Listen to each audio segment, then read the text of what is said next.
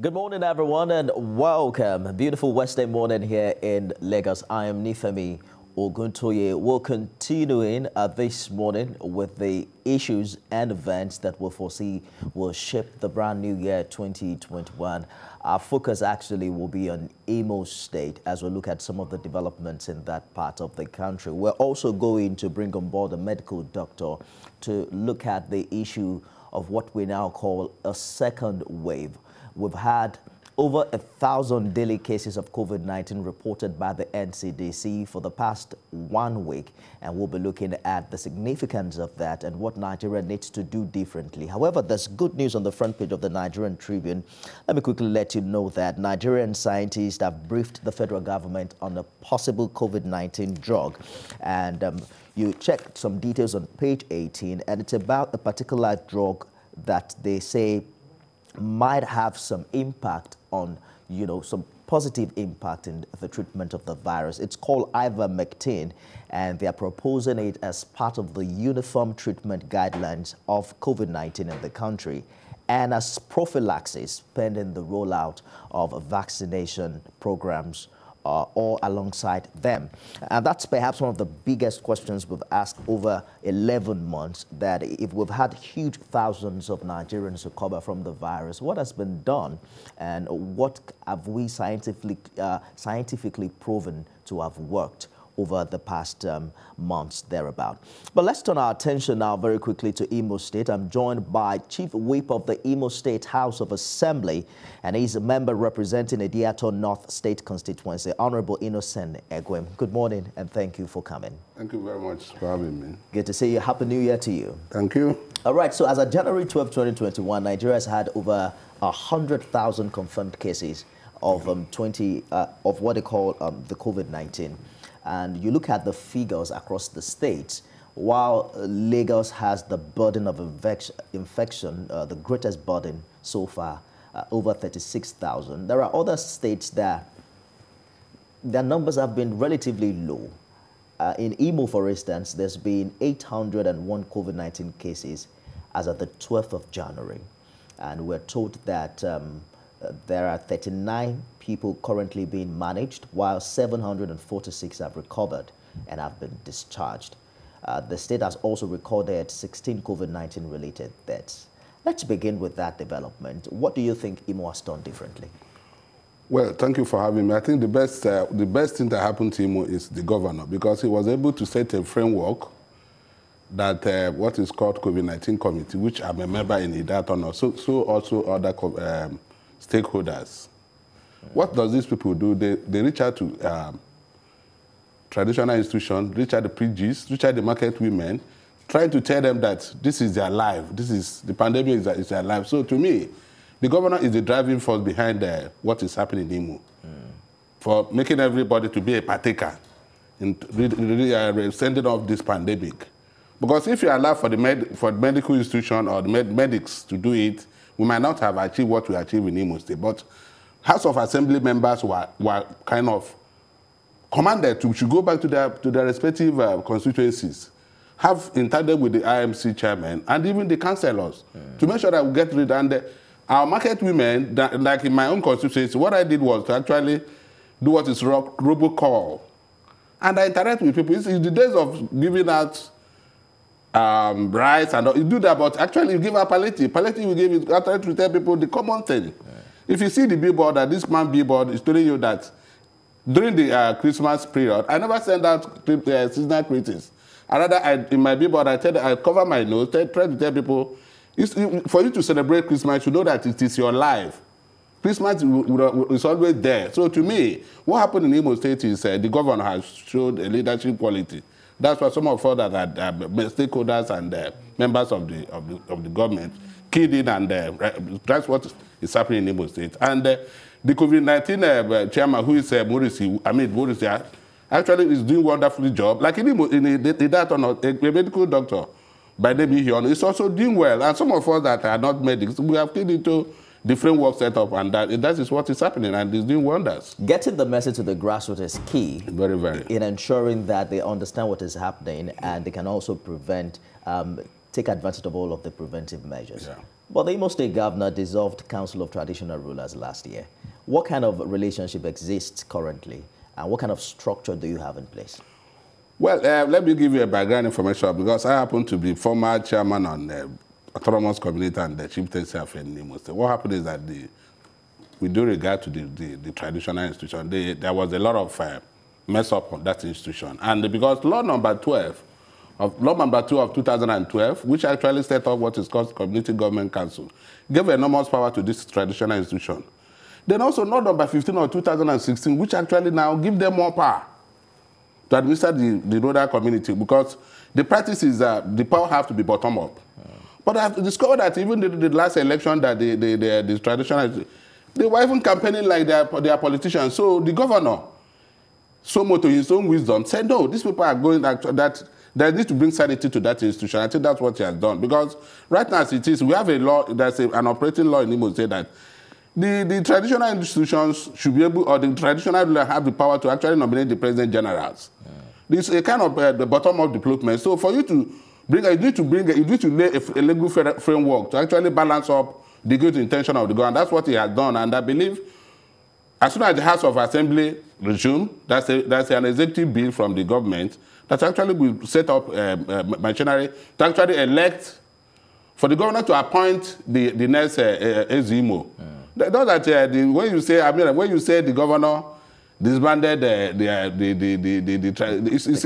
it's a wrong issue, but rather the governor exercises his power in accordance to the law of the House of Assembly, and which is operational, that the governor has the power to actually nominate who will be the next Ezimo. There are other people who see it as the governor cleaning house politically, given the allegiance of the rulers that he seemed to have disbanded. But let's talk about that bill that was passed by your colleagues, 27 members of the Imo State House of Assembly, amending the state's traditional institution, amendment rather, of the state's traditional institution into law, which paved the way for Ohiri's removal. Tell us more about that particular law and what is different now. Well, the difference is that before, like law number 15 of 2016, which actually provided that, section 23 of it provided that there will be an election to the council of the traditional institution. The former governor actually built a very beautiful edifice for this try to institutionalize that aspect of traditional institution. But I discovered that, like I've said in my days, that some of the individuals who really had interest in that were campaigning, even dishing out coins and money. So what the governor that felt that what is there that for us to bring the sanity, we are talking of traditional institution. If as an Imo State, of an indigenous of Imo State, if that aspect of ours is lost by politics, then something is wrong somewhere. So the House of Assembly, through a law or through a bill, enacted a law that says, okay, the governor has a right to appoint the Ezimo. You understand? That's the only difference. Unlike what is obtainable before. Then what is obtainable before is that there will be an Ezimo, there will be an Eze in charge of Olu zone, there will be an Eze in charge of Okigwe zone and Owerri zone. You know, there's a decentralization, which is something that is obtainable now, but there are checks and balances now to actually check this institution. It's not that the governor is trying to weigh his position on that institution, but there has to be an element of checks and balances in tandem with our democratic norms. I think that's what the governor has done. And that's what that was the law is all about. And that's my own belief, because as the chief whip of the Imo House of Assembly, I think I'm alive to have witnessed this wonderful bill, now a law being enacted by the House of Assembly. There was an election of the Ohaneze Indigbo recently, which seemed to have now, brought the conversation as regards how relevant traditional institutions still are in the East, vis-a-vis the interaction that they have had with the political class in recent years. What are your thoughts about this? Well, to me, the Ohaneze Indigbo, I think, like I've said, I was witness sometimes in early December. There was a stakeholders meeting called by the governor. Initiated by a reverend man who is called Engineer Emmanuel Iwanyam, who is a very anonymous person that is respected, who is actually the chairman of Ohaneze, or the patron of Ohaneze Indigbo in Imo State. And that in that gathering, my humble self, other 27 House of Assembly member, former IG Okiro, and the other senators. And people were, everybody was, where the idea of Imo State stakeholders rise up to say, Iwanya would say this is their nominee for that position, and there was no dissenting opinion, or there was no dissenting voice against that. And the House of Assembly, to cement that, move a resolution which was a motion moved by the Deputy Speaker, seconded by my humble self, that to find that this man is fit and proper to represent Ohanese. And you know that Ohanese, the position of that is zoned to Imo State. So there was a collective. It's a collective decision by the generality of the stakeholders. So if there's any other group, personally, I don't know. But what I think is that based on what is obtainable and the CVs and who is fit and proper for that position, I think the professor that was elected is the one that is chosen by Imolites. Just before that election, there were other groups asking for a postponement for another 2 months. How generic or how unified would you say the people are behind the newly elected? Well, to me, like I've said, I mean, if you come across Southeast, most of the governors are in support, and it's not a question of whether it's Imo. It's just that the thing was zoned to Imo. Like I've said, there's a stakeholders. So, and in an election, there must be a winner, there must be a loser. And if people, minority will always have their way, but have their say, and the majority will have their way. So what is there that election has been held? Somebody won 304. The other person won 15 or thereabouts. So it's just like that. And the most important is the character of Ubi also. Is it fit and proper for that position? Personally, it's my personal view, and I'm talking on behalf of that or not people who I'm representing. The man is fit and proper. Having represented Nigeria in America, Cyprus, and even Israel, such a character, and he's fit and proper, is healthy. So to me, if somebody is aggrieved, or if there are political undertones, I wouldn't be here to say that. But what I think, something I witnessed that the person nominated and elected, he was not selected, he was elected, right? He's fit and proper for that position, and we all should support an interest of Igbo, especially in the 2023 so-called political arrangements. Let's get back to the dissolved Council of Traditional Rulers. Yeah. We hear the governor has now directed chairman of the traditional institution at the local government level to act in place of the council, and that's pending the constitution of the new leadership. How soon do we foresee that? Yeah, like I said, you know, the government don't want to ask our trial by not acting against what is law. Like I said, that's a bill. That's an executive bill. And there has to be the convening on 21st of this month. And I believe we look at it to actually give the governor the framework to actually act. Okay. Yes, there have been, like if you come to that or not, we have Eze Osina, right? Eze Bilo is the one acting fault, right? And that's, I believe, there's harmony.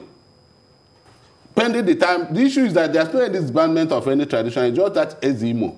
Okay. And then the former Ezimo has spent 5 years, right? He's just going for second, which is 10 years, and the governor felt, hey, there's a law by the House of Assembly, we need to obey that law, and that's what the governor did. Very interesting development from Imo. Another very troubling situation will be the issue of insecurity. Just yesterday, the Imo Police Command confirmed the killing of the younger brother to the Accountant General of Imo State, one Valentino Obiezu. We're told that criminals now have a field day in recent times around Olu, Osu, Oru East, axes, terrorizing the entire area without restraints. What is the government, how is the government reacting to this? Well, I think the government is doing well. I'm not here to, I'm not an appointee of the governor. I'm an elected person representing it, that or not. Yeah, what the security aspect has been pathetic, especially in Olu zone, where, in fact, December, one is lucky to have not even been attacked. But fortunately, we were being bothered by the Anambra rivers. So we expect this in festival time, you know, in Igbo land, if you know how Christmas is being held. But I believe the governor, or the government itself, should be able to live up to, in terms of security, is something is strong somewhere. And I believe after that NSAS problem, the police command in Imo State relax. Right? So migrants and criminals are taking field. But I believe the governor, there's a series of, because of the enactment of this involvement of community policing that is on everywhere, and I think something like that. And you still go back to the community. I'm the PG of my town. I believe in my own local, in my own village, in my own community, which is Isopo.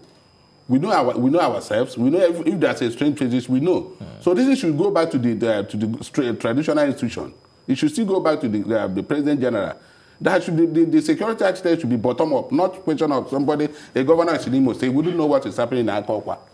Right? So that I believe other towns and villages should actually key into what we are doing in my own community and in that honor, which we haven't witnessed because of the proactiveness of the governor, the proactiveness of the AZs and the PGs in that area.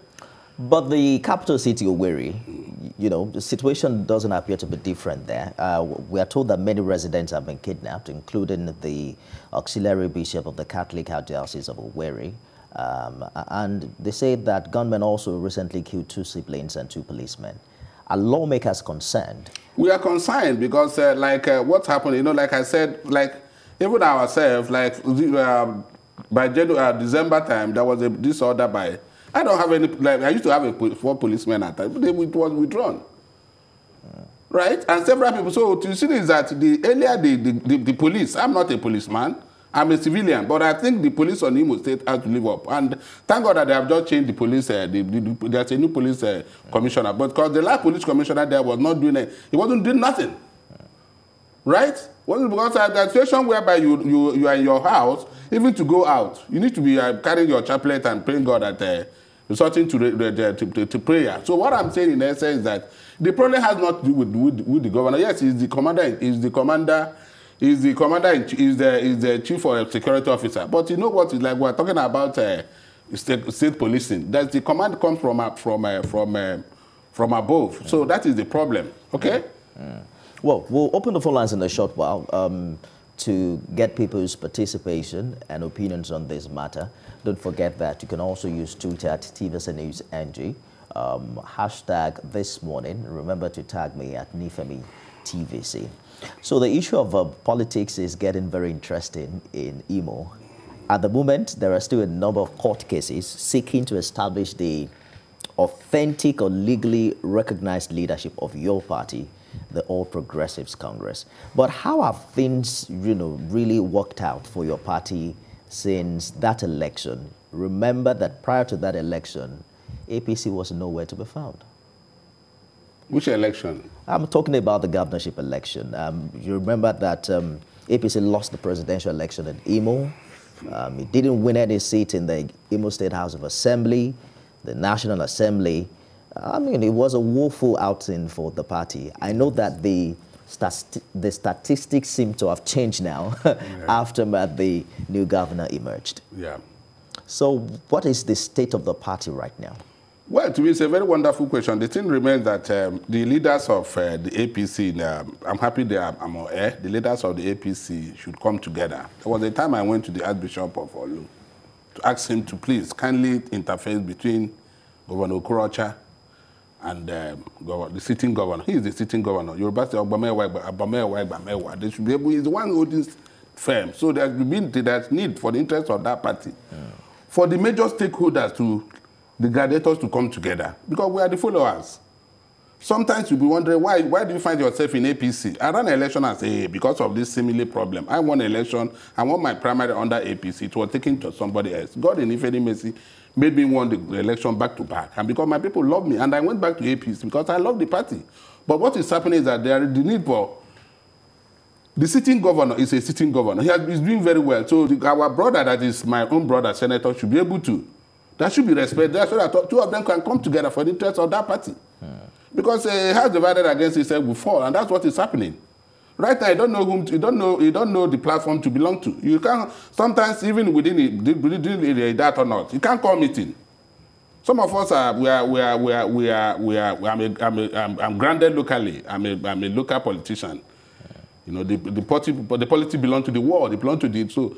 What I'm saying, whom do I call? You can't call me. You don't know who to relate with because you don't know the platform. There's thousands of, there's about 4 kind of structures. We have Camp Hope, we have Arboro, we have a coalition, we have so all these people, the IPC, whom do you deal with? So for you to ask this question, it is a nightmare for people, some of us I'm a lawyer practicing in Lagos. I left my business. I left my comfort zone to go and represent my people. Right now, I'm disillusioned because I don't know the platform to do it. And I'm praying God every day as a candidate that the leaders should come together. Right? They should come together because of the interest of the masses and because APC is a wonderful party. But in Imo State, believe you me, there's bitterness around everywhere. You don't know who to deal with. So there's been, the governor has been accused by his predecessor of not doing anything to solidify or consolidate the party. Reference has been made to a particular stakeholders meeting that recently was held. And then the former governor was saying, how many people did you see at the meeting? How many House of Reps members, were present? On whose shoulder do you think lies that responsibility of bringing these different parties that you have mentioned together? Well, I think the governor and the senator, the auditor of care to the party, and even party at the national should be able to immediately, before the party registration, should immediately call these two people together. Because like I said, the governor is doing very wonderfully well. I'm from that or not.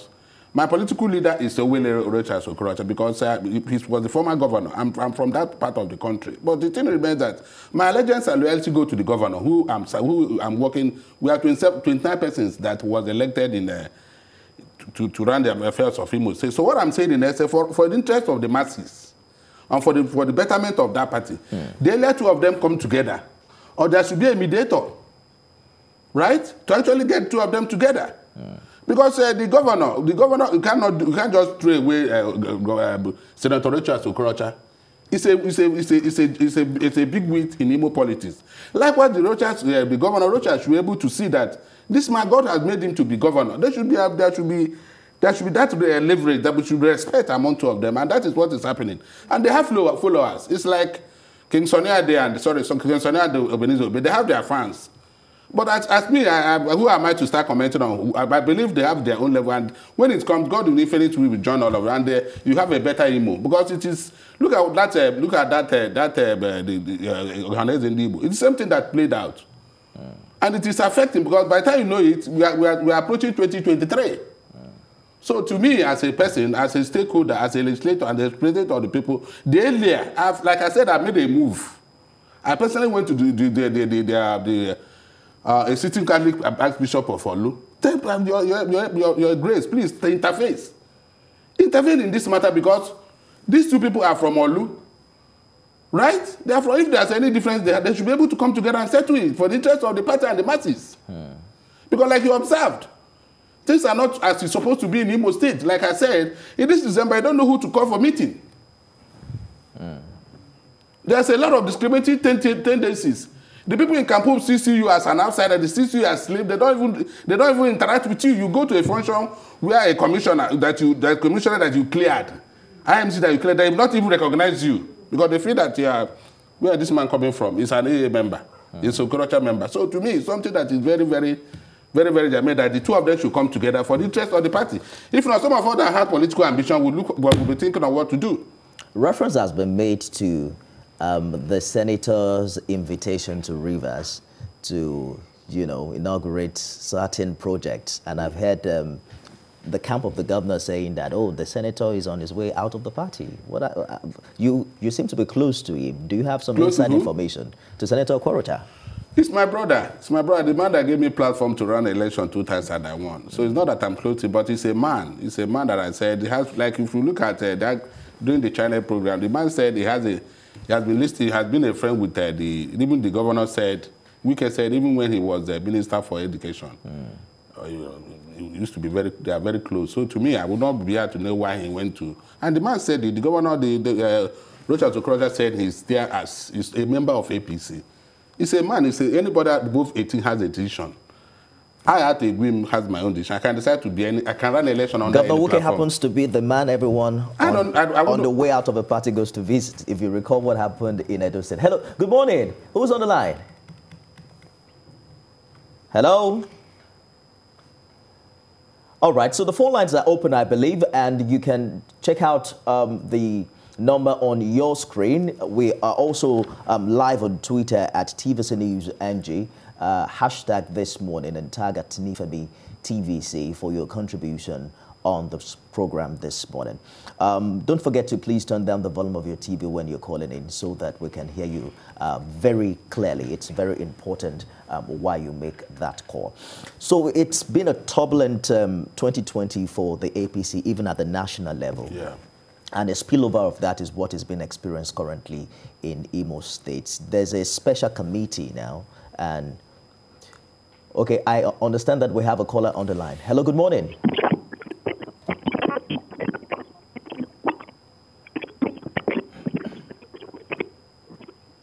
We might have to get back to that. Please keep trying. We'd love to hear your opinion and your questions as well in the course of the program. So we see a lot of intervention in the preceding year where the president himself had to come in, a national chairman suspended, and there's a working committee. There's lots talked about the need to bring everyone together. But we're counting down to 2023 and a lot of interests. Politicians, as we know, are concerned about which political party will favor them, as they go back to the polls. In your opinion,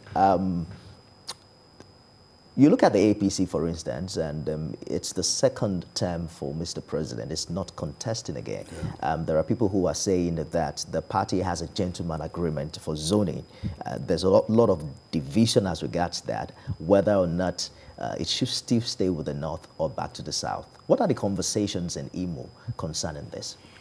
Well, the conversation out there is that there's a zoning, but like my own view, I don't believe in that. I don't believe it. Yeah, people will say you are thinking or you don't believe in zoning, but I believe what we should be talking about is who will put food on the table of the woman in Opoduku. If an Hausa man will be governor, will give us at least 24-hour light, will give us security. Why not? But there's an existing charter of equity that says, based on APC arrangement, though it might not be written, but there are conventions that said these people will do, the other people will also, these people will take this. So what I'm saying is that it is the turn of the South, and not only the South of the South, the South of Igbo. That's why I'm not happy with what is happening in Imo State, because Imo State APC, anything that happens there reverberates to they are across even South-South. So the chairman, the interim chairman should be able to come down and get a lawgiver to come to Imo State and settle these two individuals. Because whether you like it or not, the governor has his own people. Governor Krocha has his own people. Absolutely. Yes. So it's the turn of the South, in your opinion, it should be the Southeast. It's Southeast, yes. We are. And the other time, like I was here sometime in 2012, when I was here in this place, I said the day that anybody that will be putting on suit here, we are putting on suit, Nigeria will be better. Anytime that Igbo man is given leadership of this country, things will turn around. What today's date? The perception out there is that the Southeast isn't as united. Forget about there's no ethnic society. There's no ethnic society, ethnic tribe that is united. It is a manipulation of other tribes that are making up these things. Because, like I've said, if other tribe wants Igbo to, they should be able to come to Imo State and say to what is the problem there, not defending it. Let's take a short break. Chief Whip, Imo State House of Assembly, is my guest this morning. When we return, we'll talk more and also open the phone lines for your contribution. Stay with us. Thanks for staying with us. Honorable Innocent Ekwem is a lawyer and a member of the Imo State House of Assembly, Chief Whip of that particular assembly. Thank you very much for staying the course on the program this morning. We're also joining via Zoom Dr. Madele Boyo, public health expert, in a short while to get more details about updates on the second wave of coronavirus in Nigeria, the soaring numbers, and what Nigeria needs to do differently. I'm going to take you, Honorable, very quickly back to that conversation we had earlier about how well your state is doing with the COVID-19 cases based on the figures that we have seen. And there are some who are also concerned about how many tests have been done in Imo, given the very little numbers that are coming from that part of the country. Well, that's an insinuation. Like I've told you, I'm a member of the COVID-19 committee in that, so also other members of the assembly. And what the governor, even we take the testing to even the villages. Like, not only that I'm a member, I'm the president general of my town. And I believe you that the testing is bottom up. It is not a question of whether people don't get tested. No. So in there's always, I mean, as at the first wave or what do you call it. For now, there are if we created WhatsApp group that if there are information of anything, but so some of our people, I mean, I represent the rural area. People don't even believe that's COVID. They believe it's an elitist kind of thing. But that's why the thing is, the governor has made it mandatory that villages, you go to villages and text. And there's 27, the governor in his own wisdom has initiated or created a healthcare system along the 27 and the ambulances that people go to, these health workers go to communities to test people. So anybody saying that doesn't have, it's not right. Let me hold you for a minute and get to the phone lines. Hopefully it works now. Good morning. Who is there? Yeah, good morning. This is Mwadi Kichikezi. Where are you calling from? I'm calling from Lagos. It's Abuja, to be precise. All right. I need you to turn down the volume of your TV and go ahead with your contribution. Okay, yeah, good morning. Okay, so I just told it that I'd like to greet the Honorable with good morning, sir. Good morning to you. Yes, sir. That's a question. For the past few years that Uzodinma has been governor of Imo State, what has it done about the deplorable roads in Owerri, in environs around Imo State? You can see you don't just have potholes, you have stretches of roads where surface tar has been pulled off, and you have the roads being in muddy waters. So instead of having, like what you have in Abia State, where you have people literally driving in mud, you have the same state in Imo State. This is not very bad because it's making an eyesore of Imo State. Imo State was once known as a very clean state during the time of Roses of Koricha, at least the first administration, the first 4 years. And then now we have bad state of roads in Imo State. Secondly, with regards to your issue of the elders and the chiefs, I am privy to be close to one of the ruling chiefs in Imo State. And from my information on things, it has been a very, very bad handling of things first. Initially, when Richard was in administration, he had issues with these chiefs. He was the one who started the whole rigmaroling of things, pulling them down, bringing them together, trying to create a discord amongst them, and they were against most of his policies, most of his policies for the state. The numerous constructions they had of people who were not even Nigerians, the sculptures they had, they were against them, and the fact that he could not even complete his projects in Imo State. That's why he tried to sow a discourse. When EODR came on board, EODR tried to form a form of partnership and alliance with them, and then the association of chiefs and all that came back together. But then you have a situation whereby a sitting governor who first didn't merit that position to be sitting governor, who was handed that position based on favor, because, I mean, how can you be third or fourth on election results and then become a governor? And then you come in and then you were not merited that position. You come in and then instead of coming to bring a form of peace or partnership and alliance with the traditional rulers, you're coming in to sow discord, you're coming in to pull them apart. You've not paid them. All right. I think you made your point. He began with deployed roads in Imo. I know that the 2021 budget is, I think, is over 200 billion. 300 something. 300 something. Are there provisions in this? Definitely. For the first time, like I said, I'm from Idat or not, and I don't know the governor from before. I don't know him. I've never met with him, but I think here is a governor who listens, and for the first time, the resolution of the House, which is not even binding, is persuasive. It's been listened by the governor. Regarding road, personally, I'm here for the first time. I was called upon by the Minister of War to say, so road that you have listed for that you want to go and inspect it. So, and the governor, if the governor has not inherited a budget of former government, so this is the first time his own budget, right? That's right. The budget of shared prosperity. I'm not, like I've said, I'm elected House of Assembly legislator, very strong one for that nature. I'm not here to I'm not a governor's spokesman, but I believe before God and man that we worship, I'm on air. The governor is doing wonderfully well in terms of growth. Look at Olu. Olu to Owerri to Olu now. It's being done by first class. Even the Owerri municipal. A lot of job is going on. Right? So the issue is that people should attend to listen.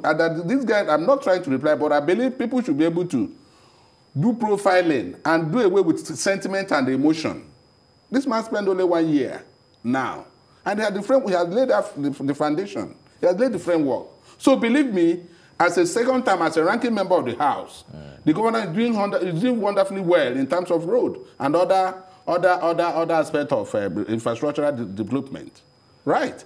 The only thing that we talk, even there was a motion 115 that I said the governor should concentrate on. I'm surprised that this man is talking of Owerri. Owerri zone is benefiting more from this very governor.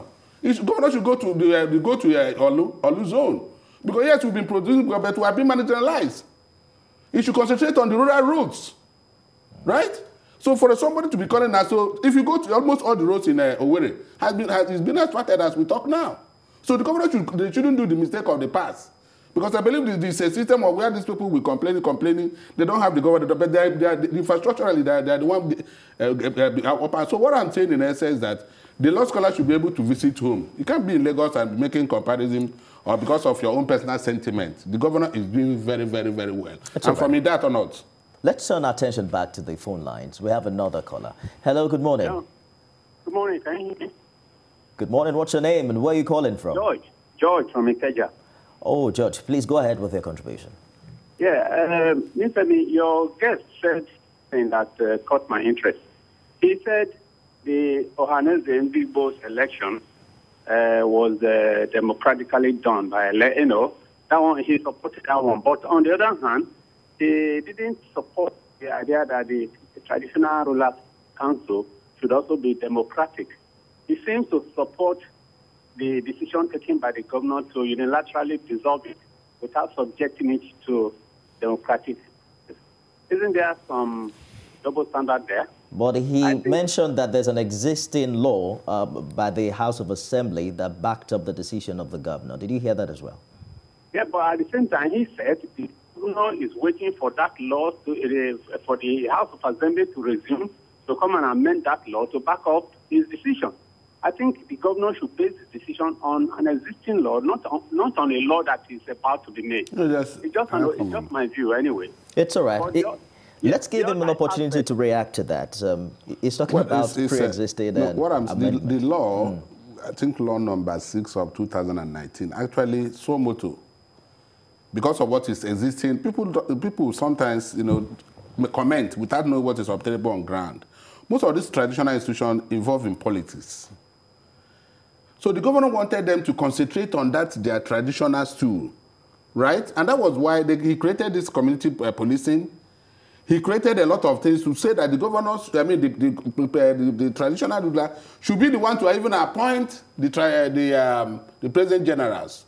So what we are saying here is that the present law now gave that, which we like I said, I'm a co-sponsor of that bill. It's an executive that when I supported it, because looking at it, and somebody who has been a chairman of autonomous community, the interest and the interest of the generality of Imo State is captured on that. They say that the governor should be the one to appoint the amendments that you're talking about. Has it been passed into law?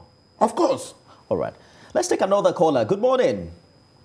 Good morning. Your name and your location, please. Olushola Jacob is my name.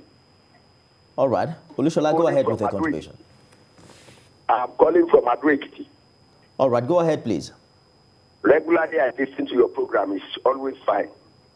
Thank you. What I want to discuss, that you have discussed today, is the issue of security. The governor of the states are the chief security officers of their state, whereas the commissioner in each of the states takes instruction from Abuja. I believe that we should have state police. And I want the honorable speaking to talk to his own people to move the motion so that all states of the federation, all the houses of assembly in the state, to come up with a bill asking the federal government to establish state police in each of the federation, because it's now very difficult for us to travel from one state to the other. All right. Hello. Thank you very much for your contribution, Olushola. We saw the Southeast also talk about regional efforts in security following the Southwest in that regard. Yeah.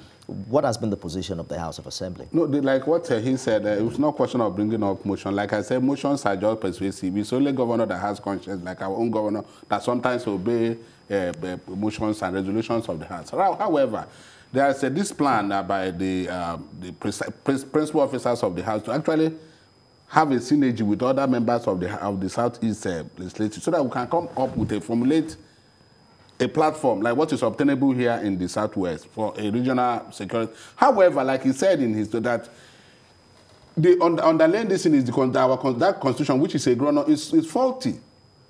You can't just make somebody as the chief security officer and appoint a commissioner who takes order from Abuja.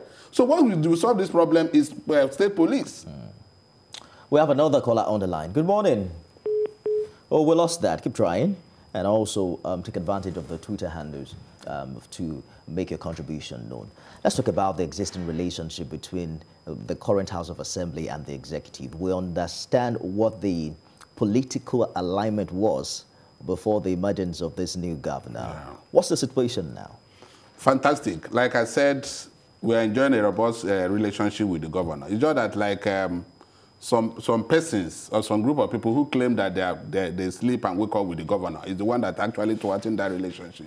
Because the situation like he come to that or not, I'm elected for crying out loud. I'm the #1 person in that or not. I should be able to have direct, which the governor for the first time picks calls. I call him as if I'm leaving, I call the governor, he picks his calls.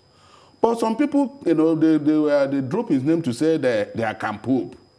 They see, like, for instance, the situation with a commissioner that was cleared by my humble self will be laying claim as the leader of the data. So, and several other people, like, look at, you find out that these people don't understand what governor is all about. The governor has a good will, and he's enjoying an enormous relationship with the House. And we keep on giving him that relationship until otherwise, proven otherwise, because we are approaching 2023, whereby political arithmetic, take for instance, about last week, 2 weeks ago, some group of people said they are writing list. Whereby we are writing list without excluding out a win. Somebody said it's an AMC that I should bring you are not restricting me to glorify councillor. When you say a list for what? I mean, these are all the situations. They will say that they were being given order to write list, but the governor, his own wisdom, stopped it. So what I will say here, like going to your question, we are having an enormous relationship with the governor that has never happened before. Let me hold you for, okay, we'll get back to the phone line shortly. I understand quite a number of people are trying to get in. We're so sorry for that. All right, hello, good morning. We have a caller now. Good morning, Nifemi. What's your name and where are you calling from? Joshua, I'm calling from Rewolide. Joshua, please go ahead with your contribution. Yeah, I'm just trying to talk about one thing that he said, which is much more than Imo State. I think it's about Nigeria. If we are going to fix this country, we have to look at that issue of why our politicians are at each other's throat. Correct. Why are they fighting each other? You know, like this person is governor, the other one is former governor. Why can't they work together? What is the issue, politician? And it's not Imo State. This is Nigeria, right? Why? This issue should be about providing service for the people. And one person can, one time, every other person should rally around that person. What is the matter with us in Nigeria that we cannot provide the leadership of service instead of the leadership of competition, leadership of 4 years of wasting time, settling scores, and all that? I think it's about time for us to come around, especially with the people. Can we get our politicians to work with us to serve our interest. Thank you. Thank you, Joshua, for your contribution. Perhaps the Honorable will know better. You are a politician. Yeah. Why is it very difficult for you people to work together? Not with people, but I think it has to do with ego and family upbringing. Because, like I said, if you are a governor, you served 8 years, and this man is a governor. I mean, there's the natural thing is to work with him because he is the governor, and the governor should equally respect the other person, knowing fully he has been there for 8 years. There have been, if like you are the presenter, I know you already used to be here. You always take care. Ask him, you know, there's always that relationship. So what is natural. But some people are egoistic that they don't. I mean, I don't want to comment, but I think what he said is what is happening everywhere. Oh, by the way, Uncle Yori is still here. He's only on vacation. What I'm saying is that you can't just come and if Yori is here, he's a guru here, right? So right. If any other person, I'm just using that. If any other person comes in, I think the best thing is to actually relate with him. So that is, and the governor, and like I'm very happy. It's not particular to Imo State. It's everywhere. Like I'm a honorable member. I mean, a commissioner that was just appointed yesterday will not feel that. He should be able to know there's something in this man that made people to elect him 2 times. The phone line is buzzing. Hello, good morning. Good morning, Mr. Honorable Innocent. Good morning. Thank you. Yeah, Mazo Krapo is my name from Academy Village, Abia State. Good morning, Mazi. Go ahead, please. Honorable, sir, you see, there is something I want to find out from you. You know Futo very well. Futo is a federal government university. That in here close to Futo. Because I don't know whether the project or the government, I'm not remember that thing. And the government are saying that they will be open university. What do we do? What, as an honorable member, what is your own plan about that? And it just says, Douglas Road. You know how area boys connect our money there. People, there, like, not that. Are you hearing it? Yep. Douglas Road. You know that one very well. If you are coming from Aba to Owerri, you know what it means. All those chaka boys. Now, what is the government doing? Now, national see that there is need for the present government. The continuation of the former governor who just left after Richard Major. Continuity is very, very important. But I discovered that when a new governor, a new party comes into the government, there is a change, the change of goalposts, which is not healthy. As their state, and Imo State, we are honorable. Imo State, they are my in-laws. What are you people doing as honorable? Because traditional institution, look at what is happening in the north. It is very hard for the governor to remove the head of a traditional order in the north. Why is it that in the Nigeria, the governors are so prone to doing all this every day when you come? But I think it happened recently in Kano. Let me. But I think you made your point. Let's give him some time to. Yeah, so the Ihiagwa Road is Ihiagwa Road is a federal road, but like people have a very wrong information. The governor, I'm not, like I said, I'm not an essay on information. I'm an elected member of the House of Assembly, a chief whip for that time. But what I'm saying is that the governor, most of the contractors, he continued with them. Like that Ihiagwa Road, Ihiagwa Photo Road. From what I'm not representing Owerri Municipal or Owerri West, but what I know that the governor severally has paid our scheduled visit and found out that the contractor that was given that job made away with the money. And the governor have said, you come back to site or we revoke the contract. So I believe it's an ongoing thing. Then regarding the issue of, and please, people shouldn't miss well. The governor never sack any traditional ruler. There was just the political organ that was dismantled that said, because of the new law, let us adhere to what the law made by the House of Assembly. The governor never removed any traditional ruler. People should get that. They are go. Unlike what is obtainable in the north, where a governor, Somoto, removed remove a traditional ruler. Governor Hope never removed any, but rather what we are talking about is Ezimo, or the head of the, like I said, the former Ezimo has spent 5 years. So the House of Assembly, it's 5 years. They said, no, it cannot, after 5 years, let other, because we have about 4 zones in Imo, or 3 zones in Imo State, let other zones take forth. And that was what happened. We have to go now. We'll attempt to take one more call, if there is, to wrap up the show this morning. Hello, good morning. Anyone there? All right. So it's been a very interesting conversation this morning. I just want us to wrap it up by finding out precisely how the political elite in Imo is managing the quick transition in power that we have seen in previous years. We know how sharply divided the people are along political lines, and perhaps the onus will now lie on the leadership to bring the people together. How much positive energy is happening, do you see happening right now? It is happening. I've taken it upon myself. Like I said, I've been to the Archbishop of Olu Diocese, and I'm equally taking a step to meet some other stakeholders. I intend going to meet, though he's of a PDP or Iwanya. The earlier the leaders come together, the better for Imo State. Their leaders are just, because they have their own followers. So to me, we shouldn't leave those by the conciliation. Alternative dispute resolution, as embedded in the law in Imo State, which we're able to meet, find a grant to even bring these two people together, so that for the betterment of the governance. Because the governor that is there now meant well. Former governor is there, and believe you me, he has his own followers. This one has his own followers. So two of them should come together. So it shouldn't be like something like Obenizo Oba and Sonia, the way this will be say people will be making insinuation, and at the end of the day, these two people have the way they meet in Abuja. It's not that they will not be there. They are meeting. Chief Whip, Imo State House of Assembly, Honorable Innocent Ekwim, lawyer, a member representing Ide-Ato